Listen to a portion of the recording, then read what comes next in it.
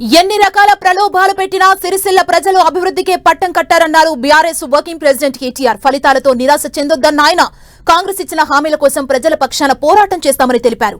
BRS ను ప్రజలు ఎప్పటికీ వదులుకోరని చెప్పారు కేటీఆర్. ఈ ఫలితాలతో ఎవరు నిరాశపడవలసిన అవసరం లేదు.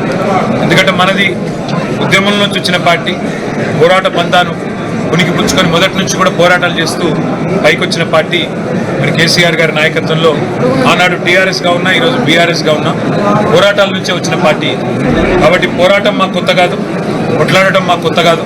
తప్పకుండా ప్రజల పక్షాన ఇవాళ అవతల వైపు వాళ్ళు ఏవేవైతే హామీలు ఇచ్చినారో ఆ హామీలన్నీ కూడా నిలబెట్టే దిశగా, ఆ హామీలన్నీ కూడా వారు నిలబెట్టుకోకపోతే తర్వాత ప్రజల పక్షాన ప్రజల గొంతుకై తప్పకుండా మాట్లాడతాం.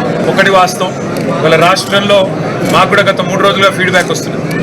అయ్యో కేసీఆర్ గారు ముఖ్యమంత్రిగా లేరా, ఈ ప్రభుత్వం పోయిందా అనే మాట ఇవాళ కాంగ్రెస్ పార్టీ కోటేసిన ఓటర్లు కూడా చెప్తా ఉన్నారు. సరే, జరిగింది ఏంది అనేది పక్కన పెడితే ఇది వాస్తవం. కాంగ్రెస్ పార్టీ కోటేసిన వాళ్ళు కూడా ఇవాళ మాకు చాలామంది మెసేజ్లు పంపుతా ఉన్నారు, చాలామంది వీడియోలు పంపుతా ఉన్నారు. అన్న ఇట్లా జరిగింది అని.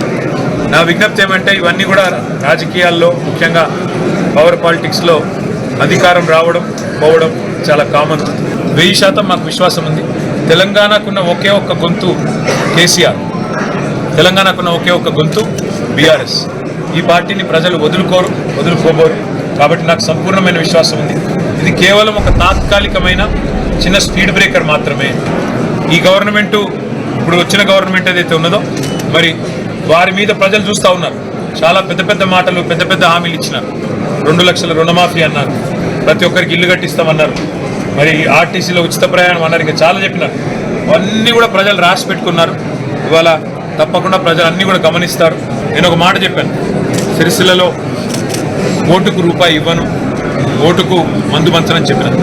నేను నా మాట నిలబెట్టుకున్నాను, ప్రజలు కూడా నా విశ్వాసాన్ని నిలబెట్టాను. అందుకే సిరిసిల్లలోని ప్రతి అన్నకు, తమ్ముడికి, ప్రతి చెల్లెకు, ప్రతి అక్కకు నా శిరస్సు వంచి వారికి ధన్యవాదాలు.